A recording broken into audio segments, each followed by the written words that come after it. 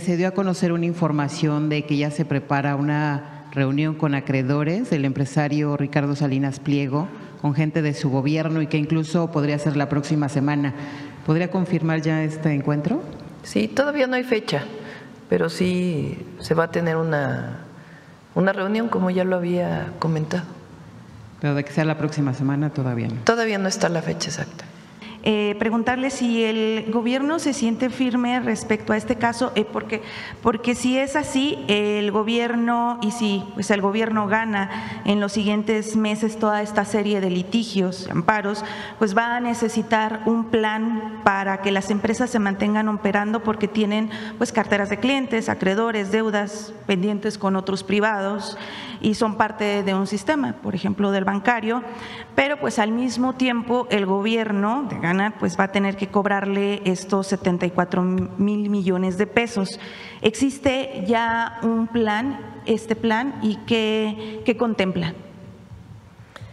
Bueno, este empresario tiene 9 casos en la Corte. Esos casos, como mencionó aquí la Procuradora Fiscal, tienen un monto de alrededor de 48,000 millones de pesos. Como lo mencionamos, si él antes de llegar a la resolución de la Corte decide pagar, puede tener los descuentos que están establecidos en el Código Financiero de multas y algunas otras características que están establecidas dentro del marco legal. 3 de esos juicios ya tienen asignado al ministro que va a hacer la ponencia. Los otros todavía no tienen casos. Los otros casos que mencionó hace ya varios meses la Procuradora están en otros niveles, en juicios de otros niveles, no han llegado a la Corte todavía, están en tribunales colegiados, algunos en tribunal administrativo, entonces todavía requieren su proceso, que con la nueva ley de amparo, en el caso de los amparos, pues serían procesos más cortos que lo que había antes, esperando pues que se apruebe la ley de amparo. Ahora, todavía hay varios procedimientos hacia adelante que están establecidos en el Código Financiero. Una vez incluso que la Corte determine, ustedes pueden hacer pues una revisión del Código Financiero que están revisando pues la Secretaría de Hacienda. Son varios procesos para poder cobrar las deudas de este empresario o de algún otro empresario o alguna otra persona que tuviera alguna deuda con el SAT, con el Servicio de Administración Tributaria. Entonces no es de un día a otro, sino que también es un proceso que se lleva, que ya si gustan en otro momento podríamos presentar aquí en la mañanera. Pero fíjense cómo era el sistema. O sea, incluso con todas las modificaciones al Poder Judicial, a la ley de amparo, a otras leyes, todavía hay procesos distintos que se tienen que seguir. Y también, pues depende de la empresa que deba, porque sí es un conglomerado de empresas, pero pues depende de la empresa que deba. Entonces, pues han estado trabajando con este caso y otros, porque no es el único, para poder, pues, en caso de la resolución de la Corte, ¿qué se haría? ¿Y no se ha acercado el empresario para recibir estos beneficios y pagantes? No. Muchas gracias. Se ha dado la información, pero no ha habido de parte del empresario o de sus representantes legales algo que diga sí voy a pagar. Último, Presidenta, ¿cuándo va a presentar su libro? Bueno, esa es una buena pregunta porque me han dicho que está en imprenta, a ver si nos dice Jessie si ella es la que está ahí espero que ya salga muy pronto. Es un diario de los 3 meses que vivimos junto al presidente López Obrador en esta transición histórica que nunca se había dado de un presidente saliente y una presidenta entrante de un movimiento de transformación al que pertenecemos. ¿Haría un acto especial para su presentación? Pues no lo hemos diseñado todavía. Yo creo que más bien, a lo mejor aquí leemos algunos capítulos. Al mismo tiempo, pues hago una reflexión de lo que ha sido mi vida en términos pues de cómo entré a participar políticamente a través de los movimientos estudiantiles justamente, y cómo me fui involucrando en el movimiento de transformación. Durante su responsabilidad como presidenta, ¿habrá más libros? ¿Usted piensa hacer más? Pues no lo tengo pensado por lo pronto, pero sí sigo escribiendo, porque hay momentos muy especiales que creo que si no los escribe uno, pues se pueden olvidar. Fueron muchos movimientos. Yo entré al CCH a los 15 años, ya llovió, en noviembre del 77, 1977. Mi número de cuenta empieza con 78, porque se ponía el número de cuenta de la generación. Mi número de cuenta es 78 17 26 1-0, todavía me acuerdo. Cuando entré imagínense, fueron 78, son 10 años después del 68. Para uno que tenía 15 años le parecía que había sido hace muchísimo tiempo. Si uno valora lo que representan 10 años, pues en este caso estamos hablando del 2015 al 2025. 2015 fue la formación, bueno, la primera vez que Morena participa en una elección. Pero valora uno los tiempos de una manera distinta, a partir de la edad que uno tiene, evidentemente. Entonces habían pasado 10 años de 1968, de la represión.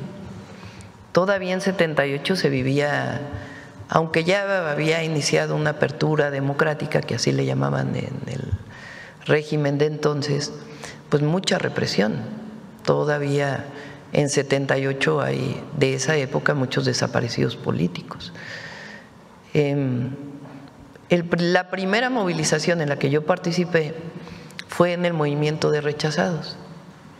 Jóvenes que no habían entrado al CCH o a la prepa, porque entonces no había tantas opciones de preparatoria, había principalmente la UNAM y el Politécnico, por lo menos en el centro del país, en la Ciudad de México o en la zona metropolitana.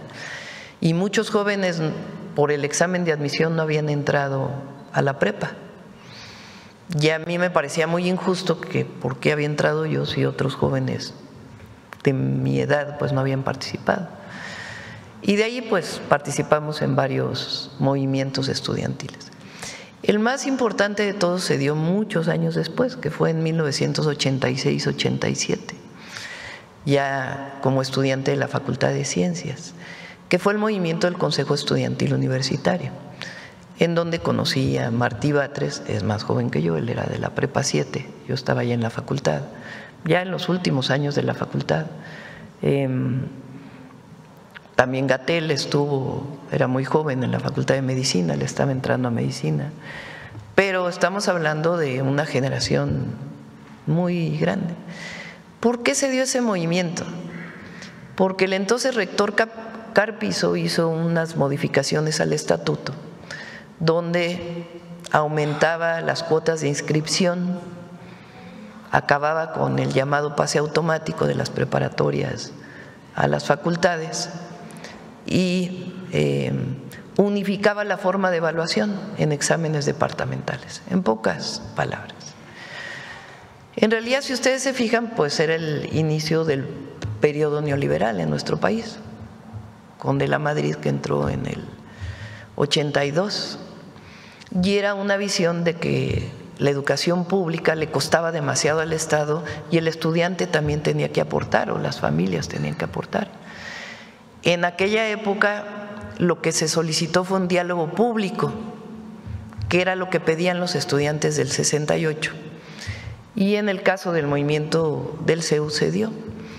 Por cierto, aprovechando, muchos de los intelectuales de ahora que todavía están defendiendo pues el pasado, estaban con Carpizo.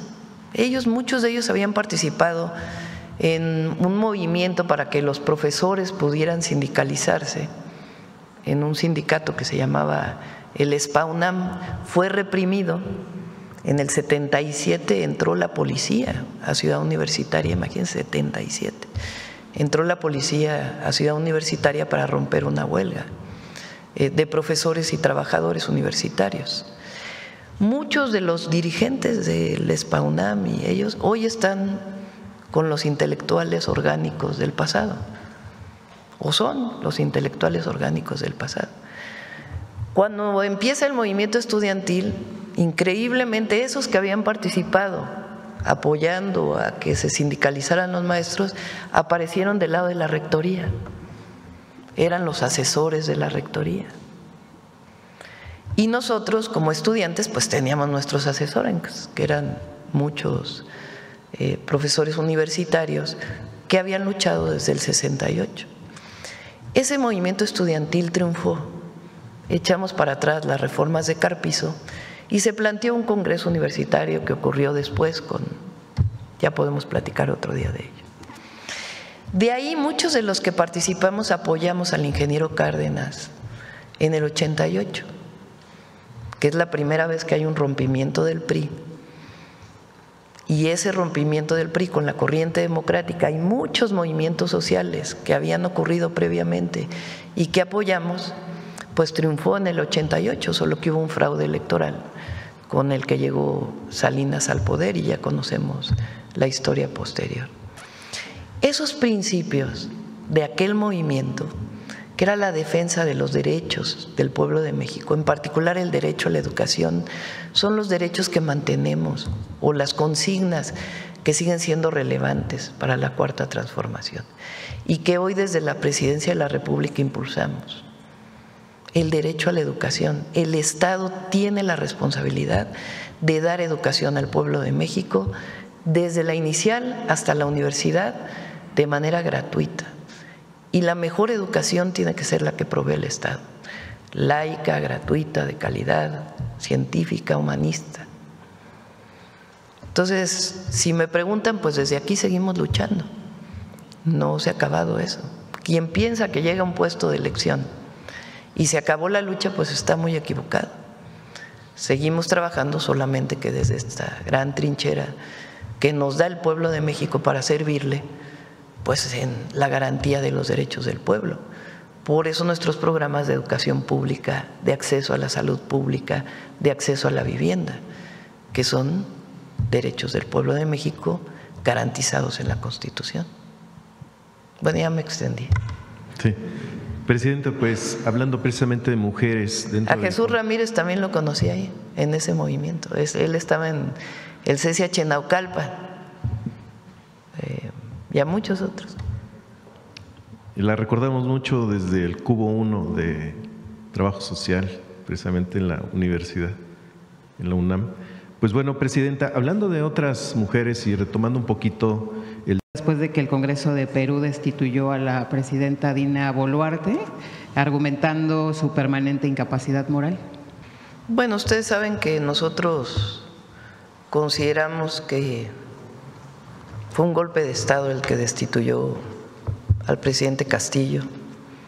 Nuestra solidaridad siempre con él. Creo que fue por unanimidad, ¿verdad?, la destitución. Pero nuestra insistencia en que se libere a Castillo y que tenga un juicio justo. En el caso de Perú, que es una buena parte de la destitución de Pedro Castillo, o una de las razones, o unas razones profundas, tiene que ver con un racismo y un clasismo muy grande, que no solo hay en Perú, sino en muchos países, y particularmente en América Latina. En nuestro país, afortunadamente, el movimiento de transformación que representamos, pues tiene que ver con acabar con el racismo y el clasismo y reconocer a las personas, como lo establece la Constitución, como iguales. Y eso tuvo mucho que ver en la destitución de Castillo. Nosotros defendemos lo que defiende la Constitución, la autodeterminación de los pueblos. Un pueblo debe determinar cómo se gobierna, así como nosotros no queremos que nadie intervenga en las decisiones de nuestro país de cómo nos gobernamos, así debe ocurrir en todos los países. La autodeterminación de los pueblos y la democracia, que se defina democráticamente quién gobierna, pero poniendo por encima de todo que es el pueblo de cada país el que debe decidir. Sobre María Corina Machado, que recibe el premio Nobel. Sin comentarios. Ya me imagino lo que van a decir de lo que dije. Sin comentarios. Ya están ahorita escribiendo, ¿no?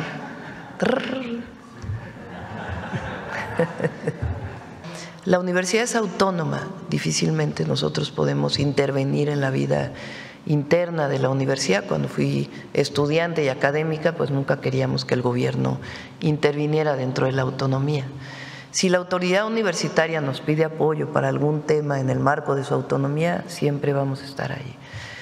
Creo yo que de todas maneras se requiere escuchar a los jóvenes, a los estudiantes, la situación que están viviendo hoy, y se requiere mayor apoyo a los estudiantes desde mi perspectiva. No es algo que lo haya dicho una sola vez, lo he dicho muchas veces, y no lo digo como universitaria que fui. Es muy importante que no haya una división entre la autoridad universitaria y su comunidad, y que cada vez haya más acercamiento para entender pues la situación que viven las y los estudiantes, y también los académicos, que son pues distintos sectores de académicos, desde el académico que da clases por horas hasta los académicos que son de tiempo completo, investigadores o profesores de tiempo completo. Pero ese es un asunto del interior y de la autonomía universitaria. ¿Sería la ruta, Presidenta, si ya está calculado el tema del pago de impuestos por la venta parcial? Y también aprovechando el tema cultural, Banamex tiene uno de los acervos muy importantes sobre cultura. Preguntarle si a partir de este tema de la venta parcial hay alguna propuesta o algún interés por parte del gobierno de nuestro país, por parte de usted como presidenta, para ver esta apertura, pues que el pueblo tenga acceso de alguna manera en alguno de los mecanismos para este acervo cultural, pues que ya tiene un gran valor para nuestro país. Bueno, de la primera pregunta, Citi determinó que la propuesta con la que finalmente aceptan la venta de al menos una parte de Banamex es la primera propuesta que se presentó, rechazan la segunda propuesta. Entonces queda el empresario Chico Pardo con el 25% y la otra parte, entiendo, la abren a accionistas, a la bolsa. Cuando hablamos en su momento, que nos informaron antes de que dieran la conferencia de prensa, pidieron una llamada telefónica, bueno, una videollamada conmigo. Estuve con la CEO de Citi y con Chico Pardo en una conversación, y el secretario de Hacienda, estuvimos para informarnos en su momento pues del acuerdo que habían tenido, el 25%, que ese mismo día anunciaron públicamente de la venta. Ahí pregunté qué iba a pasar con el acervo cultural y artístico de Banamex, y el empresario Chico Pardo tiene la idea de abrirlo mucho más. Entonces, en su momento, desde la primera venta de Banamex se llevaron como parte de la venta el acervo artístico y cultural, y la idea pues es que pueda exponerse a la gente. Entonces, estamos en ese proceso, y pues ya pediría a Secretaría de Cultura que se pongan en contacto con el empresario para que pueda haber pues una visita y conocimiento de este acervo cultural tan importante. ¿Asistirá al informe de la jefa de gobierno, Clara Brugada? Va a ir un secretario o secretaria, todavía estamos en esa determinación, y muchas felicidades a la jefa de gobierno.